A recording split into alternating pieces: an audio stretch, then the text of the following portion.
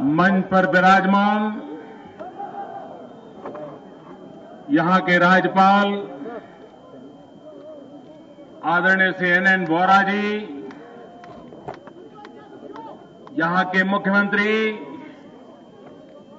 श्रीमान उमर अब्दुल्ला जी, केंद्र सरकार में मेरे साथी मंत्री ऊर्जा मंत्री श्रीमान पीयूष गोयल जी,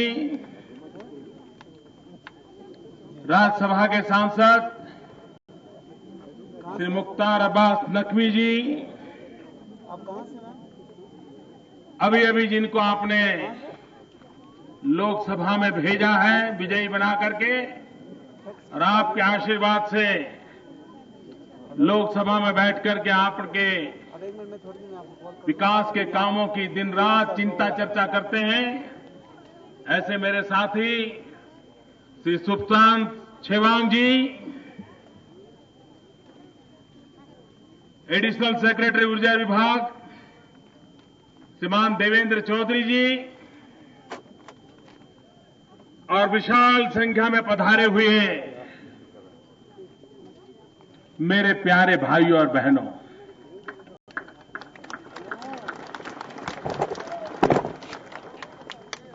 ये मेरा सद्भाग्य है कि मुझे हिंदुस्तान के एक आखिरी छोर पर रहने वाले करगिल के मेरे भाइयों बहनों से बातचीत करने का अवसर मिला है।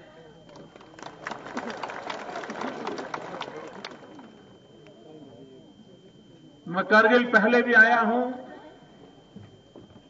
और जैसे मुख्यमंत्री जी बता रहे थे,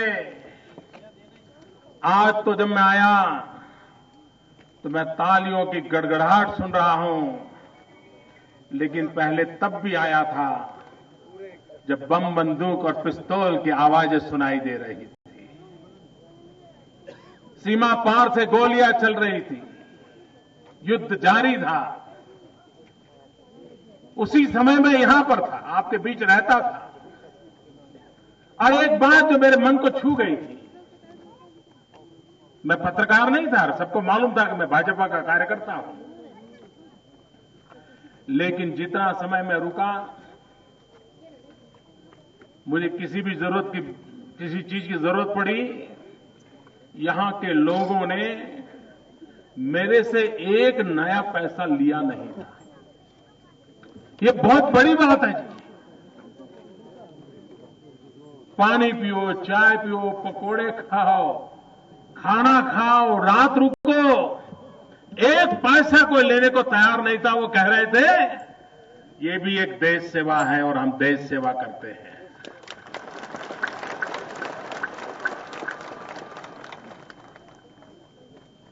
मैं देख रहा था कि सेना के जवान जो लड़ाई लड़ रहे थे, उनको जितनी मदद, जितना सहयोग आप नागरिकों की तरफ से मिलता था, और जिसके कारण उनका हौसला इतना बुलंद रहता था, ये मैंने अपनी आंखों से देखा है। जिस दिन टाइगर हिल जीता गया था, करगिल ने जिस दिन जो आनंद उत्सव मनाया था, वो आज भी मेरे आंखों के सामने है। और इसलिए करगिल के लोगों की देशभक्ति, भारत की रक्षा के लिए उनकी जागरूकता,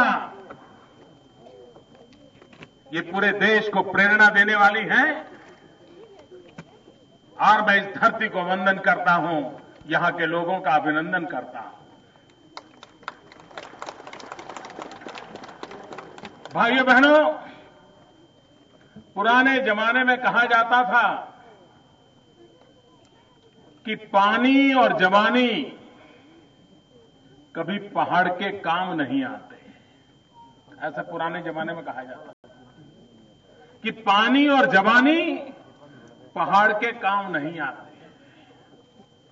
भाइयों बहनों, युग बदल चुका है। इस मान्यता को बदलना हमने ठान लिया है। पहले भले पानी और जवानी पहाड़ के काम न आती हो, हम ऐसी स्थिति पैदा करना चाहते हैं, पानी भी पहाड़ के काम आए, जवानी भी पहाड़ के काम आए। जब पानी से बिजली पैदा करते हैं, बिजली पहाड़ों को पहुंचाते हैं, वो पानी परोक्ष रूप से पहाड़ों को काम आता है। और यहां की जवानी, रोजी रोटी कमाने के लिए परिवार के नौजवान बूढ़े मां बाप को गांव में, पहाड़ों में छोड़ करके कहीं चले जाते हैं रोजी रोटी कमाने के लिए। घर छोड़ने के लिए मजबूर हो जाते हैं, यार दोस्तों को छोड़ करके मजबूर होना पड़ता है, और कहीं जाकर के रोजी रोटी कमाने में के लिए मजदूरी करने के लिए झुग्गी झोपड़ी में गुजारा करना पड़ता है, कभी फुटपाथ पर रहना पड़ता है। क्या हम हमारी जवानी को ऐसे ही बेकार जाने देंगे? भाइयों बहनों, पहाड़ की जवानी भी पहाड़ को काम आ सकती है अगर पहाड़ के जवानों के पास हुनर हो, कौशल्य हो, विकास का अवसर हो, रोजी रोटी कमाने के लिए अगर उसको मौका दिया जाए तो पहाड़ के जवान को शहर की भीड़ में जाकर के जिंदगी गुजारना अच्छा नहीं लगता है। और इसलिए ये जो बिजली यहां पहुंची है, वो सिर्फ घर के अंदर उजाला करने के लिए नहीं है, लट्टू जलाने के लिए नहीं है, मोबाइल फोन सिर्फ चार्ज करने के लिए नहीं है, टीवी पर भिन्न भिन्न प्रकार के सीरियल देखने के लिए सिर्फ नहीं है। ये बिजली यहां के औद्योगिक विकास के लिए उसकी प्राथमिकता है। छोटे मोटे उद्योग शुरू हो, और अगर बिजली है तो उद्योग की संभावनाएं बढ़ती है। कृषि आधारित कामों का अवसर मिले, यहां की जो परंपरागत हुनर है, कला है, उसको आधुनिक रूप मिले, उसको टेक्नोलॉजी का अवसर मिले। मुझे विश्वास है यहां का नौजवान अपने पसीने से पैसे कमा भी सकता है, परिवार को चला भी सकता है, और गौरव भर अपनी जिंदगी का गुजारा भी कर सकता है। ये दूर सुदूर रहने वाले लोग जब बर्फ बीच में आ जाती है तो हिंदुस्तान से कट जाते हैं, और उनको कनेक्टिविटी चाहिए। हम प्रतिबद्ध हैं उनको कनेक्टिविटी के लिए। आज मैंने लद्दाख गया था, वहां घोषणा की है। ये रोड का काम बंद पड़ा था। क्यों? क्यों? तो टेंडर की जो रकम थी वो इतनी बड़ी आई थी कि कोई सरकार पैसे देने को तैयार नहीं था। सरकार आई गई, रोड वहीं के वहीं लटके रहे, बना नहीं। मैंने उसका जब रिव्यू किया तो ध्यान में आया कि जितना बजट हमने तय किया उसे काम नहीं चलेगा, अतिरिक्त बजट की जरूरत पड़ेगी। भाइयों बहनों, हमने तय किया है अतिरिक्त 8,000 करोड़ रुपया लगा करके ये काम पूरा कर दिया जाएगा।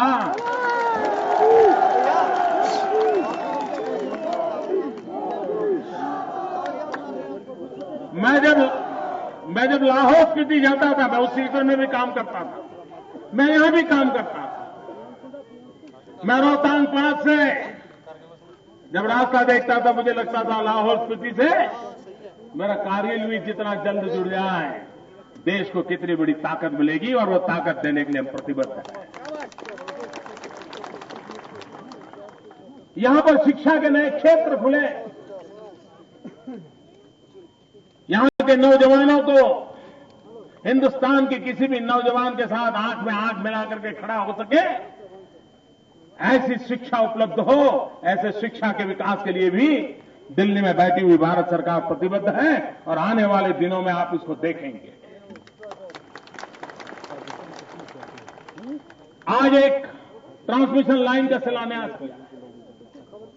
यह सपना अटल बिहारी वाजपेयी जी ने देखा था, लेकिन बीच में बात यूं ही रह गई। वाजपेयी जी का वो सपना पूरा करने के लिए हमने कदम उठाया है। करीब करीब 1800 करोड़ रुपया लगा करके ये ट्रांसमिशन लाइन से बिजली की कनेक्टिविटी आपकी श्रीनगर के साथ जुड़ जाएगी, आप हिंदुस्तान के साथ जुड़ जाओगे, ताकि बिजली की कभी कटौती का मुकाबला आपको न करना पड़े, उस प्रकार की व्यवस्था। भाइयों बहनों, जम्मू कश्मीर आर्थिक विकास की धरोहर बन सकता है, विकास की नई ऊंचाइयों को पार कर सकता है। उसकी समस्याओं को गिनती कर करके जन भावनाओं को लुभावने का काम मेरा नहीं है। मैं एक एक समस्या को हाथ में लेकर के उसके समस्या के समाधान के लिए रास्ते खोजने वाला इंसान। और मेरी पूरी कोशिश रही है कि आप लोगों ने मुझे जो आशीर्वाद दिए हैं, आपने जो प्रेम दिया है, देश की जनता की आशा आकांक्षाओं को पूर्ण करना, करगिल की जनता की आशा आकांक्षाओं को पूर्ण करना, इसमें पूरी कोशिश करूंगा, पूरी ताकत लगाऊंगा और जी जान से जुटा रहूंगा, ये मैं आपको विश्वास दिलाऊंगा। आप देखिए जम्मू कश्मीर का हाल, यहां की पूरी जनसंख्या में करीब 20% लोग विस्थापित हैं। अगर इन विस्थापितों को भी अगर हम स्थापित नहीं करेंगे, उनको रोजी रोटी कमाने का अवसर नहीं देंगे, ये 20% जनता जम्मू कश्मीर के भाग्य को बदलने के लिए हिस्सा बने, इसके लिए जो भी आवश्यक योजना हो उस पर करने के लिए हम प्रतिबद्ध हैं। 2 लाख से ज्यादा तो विस्थापित वेस्ट पाकिस्तान के रिफ्यूजीज हैं, 1 लाख से ज्यादा भी विस्थापित छम सेक्टर के हैं, 4 लाख से ज्यादा विस्थापित कश्मीरी पंडित हैं, 8-10 लाख आतंकवादियों के कारण जिन्होंने अपने परिवार को के स्वजनों को खोना पड़ा है, बेहाल हो गए हैं। ये भी तो हमारे अपने भाई हैं, उनके जीवन की भी तो चिंता होनी चाहिए। और इसलिए भाइयों बहनों, ये 20% के करीब जनसंख्या, उनको गौरव के साथ जीने के लिए, उनके मान सम्मान, क्योंकि उन्होंने भारत के लिए प्यार किया है, भारत के लिए वो जी रहे हैं, उनके लिए अब तक बहुत उदासीनता बरती गई है, निगलेक्ट किया गया है। अब वो दिन चले गए हैं। मैं पूरे जम्मू कश्मीर के ऐसे विस्थापित भाई बहन, किसी भी प्रकार के विस्थापित क्यों न हो, वो हमारे भाई है, वो हमारे परिवारजन है, उनका सुख दुख हमारा सुख दुख है, उनकी प्रगति ये हमारा मकसद है, उनका विकास ये हमारा मकसद है। और उस काम को आगे बढ़ाने के लिए यहां विकास की नई नित्य नवीन योजनाओं के द्वारा हम आगे बढ़ना चाहते हैं। भाइयों बहनों, एक बात मैं अपने अनुभव से कहना चाहता हूं, अब मुझे लगता है करगिल में वो बात करूंगा तो अच्छा लगेगा।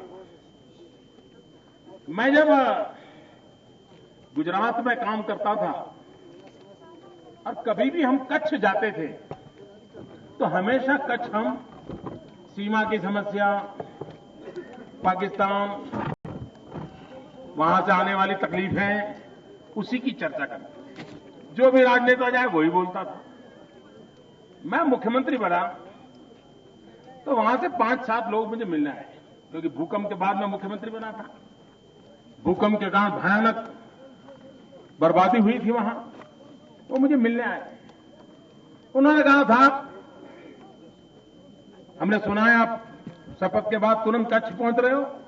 मैंने कहा हां, शपथ के बाद मैं पहला काम करने वाला हूं, कच्छ के भूकंप पीड़ितों को मिलने के लिए आ रहा हूं। उन्होंने कहा हमारा एक सुझाव है। मैंने कहा क्या? बोले मेहरबानी करके जब आप कच्छ आए तो सिर्फ सीमा की समस्याएं, पाकिस्तान इसमें अपना टाइम बर्बाद मत कीजिए। उसी चर्चा के अंदर सब नेताओं ने हर साल यही काम किया है। आप भविष्य की बात करके जाइए। मैं भी पहले कच्छ जाता था तो यही बातें करता था, लेकिन उस दिन जब उन्होंने कहा तो मेरे मन में स्पार्क हुआ। मुझे लगा हां, इस बात को अलग ढंग से सोचना चाहिए। और मैं जब भी कच्छ गया, मैं 4 टर्म मुख्यमंत्री रहा, मैं जब भी कच्छ के लोगों के पास गया, मैंने सिवाय विकास की कोई बात नहीं की और विकास को एक महत्वपूर्ण पहलू बना दिया। और कच्छ ऐसा जिला है हमारे यहां जहां पूरे गुजरात में सबसे ज्यादा मुस्लिम पॉपुलेशन कच्छ जिले में है। और कच्छ की और भी एक विशेषता है, हमारे जम्मू कश्मीर के गुजर लोग जो हैं, वो जिस प्रकार के रंग रंगीन कपड़े पहनते हैं, जिस प्रकार का सर पे बांधते हैं, मेरे कच्छ के अंदर भी वैसा ही बांधते हैं। बिल्कुल हमारा कच्छी मुसलमान और यहां का गुजर को खड़ा कर दो तो लगता है ये एक ही बिरादरी के लोग हैं। इतनी साम्यता है, इतनी निकटता है। मैं 4 बार मुख्यमंत्री रहा, इतने सालों तक वहां एक ही काम किया, मुझे डेवलपमेंट करना है।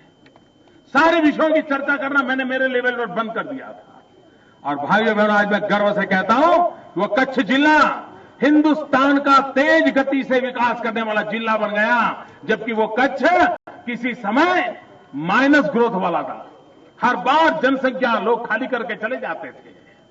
उस अनुभव से मैं कहता हूं, चाहे लेह हो, लद्दाख हो, करगिल हो, सीमावर्ती इलाका हो, चाहे नॉर्थ ईस्ट हो, मेरे लिए यहां की जीवन बदलने का सबसे उचित रास्ता जो मैं अनुभव से सीख के आया हूं, वो है विकास।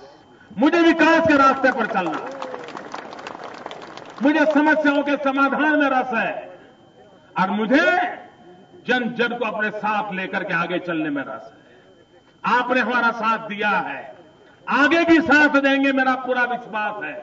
और हम सब मिलकर के जो भारत का भाग्य बदलने की कोशिश कर रहे हैं, लेकिन आज जो उस भाग्य तक पहुंचने में दूर खड़े हैं, उनको सबसे पहले आगे ले जाना है। ये मकसद लेकर के मैं काम कर रहा हूं। भाइयों बहनों, चाहे हवाई कनेक्टिविटी हो, रेल कनेक्टिविटी हो, रोड कनेक्टिविटी हो, टेलीकॉम कनेक्टिविटी हो, सब प्रकार से हिंदुस्तान का कोई कोना अछूत नहीं रहना चाहिए। उसके विकास के लिए पूरा प्रयास होना चाहिए। लेकिन सबसे पहली प्राथमिकता है रोजगार। मेरे नौजवान को रोजगार मिले, उसके लिए यहां जो उपलब्ध संसाधन है उसी को केंद्र में रख करके आगे बढ़ना है। पश्मीना हमारी पहचान थी, धीरे धीरे धीरे हम खो रहे हैं। इसी बजट में हमने कहा है पश्मीना प्रमोशन के लिए P3 प्रोजेक्ट शुरू करने वाले हैं, ताकि यहां से दूर दूर पहाड़ों में रहने वाले लोगों को एक नया अवसर मिले। यहां का केसर दुनिया की अच्छी क्वालिटी के केसर में जम्मू कश्मीर का केसर है। ये दुनिया के बाजार में अपना डंका क्यों न जमाए। और अगर एक बार विश्व के बाजार में जम्मू कश्मीर के केसर की पहचान बन गई तो मार्केट अपने आप मिलेगा। यहां का मेरा किसान आर्थिक रूप से संपन्न होगा, पैकेजिंग की भी इंडस्ट्री आएगी, ब्रांडिंग की इंडस्ट्री आएगी, मार्केटिंग की इंडस्ट्री आएगी, एक्सपोर्ट करने वाले यूनिट आ जाएंगे, यहां का किसान कमाना शुरू कर देगा।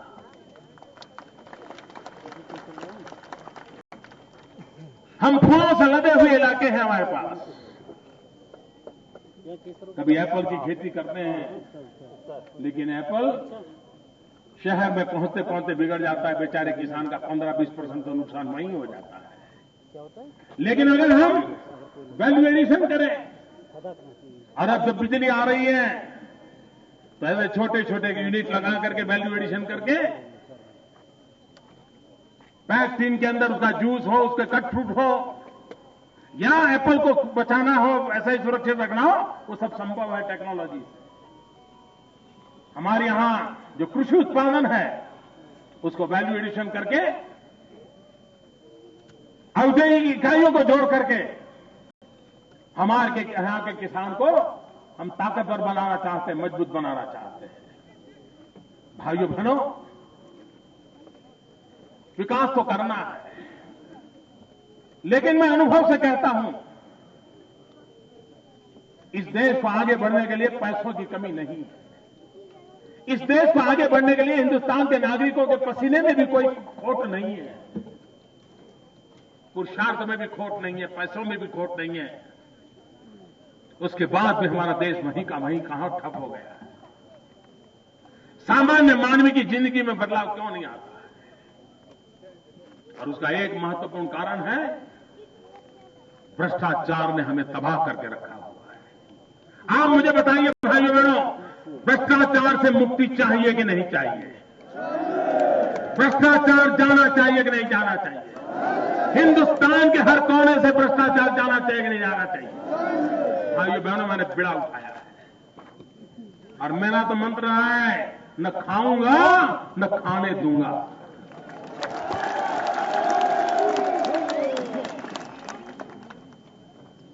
इतने पैसे अगर ये भ्रष्टाचार का पापाचार बंद हो जाए, उन्हीं पैसों से देश को बहुत कुछ आगे बढ़ाया जा सकता है, नौजवानों की इच्छाओं को पूर्ण किया जा सकता है।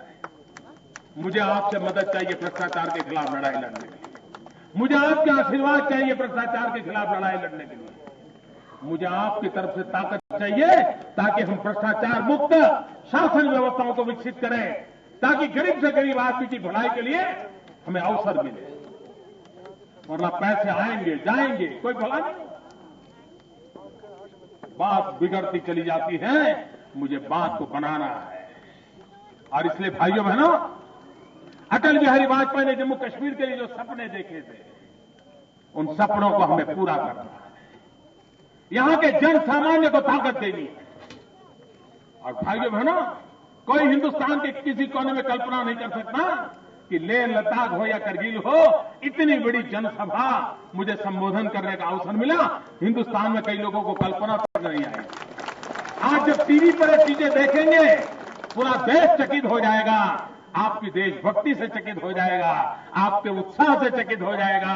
और हिंदुस्तान के और कोने के लोगों को भी कारगिल के उत्साह से प्रेरणा मिलेगी। ये प्रेरणा लेकर के मैं आज जा रहा हूं। मैं फिर एक बार आप सबका हृदय से धन्यवाद करता हूं। और विकास के लिए दिल्ली में बैठी हुई सरकार कभी पीछे मुड़ करके देखने वाली नहीं है। आपकी आशा आकांक्षाओं की पूर्ति के लिए दिल्ली में बैठी हुई सरकार जितना भी कर सकती है करने के लिए प्रतिबद्ध है, क्योंकि दिल से हम आपसे जुड़े हुए हैं और इसी के कारण हम इसे आगे बढ़ाना चाहते हैं। बहुत बहुत धन्यवाद।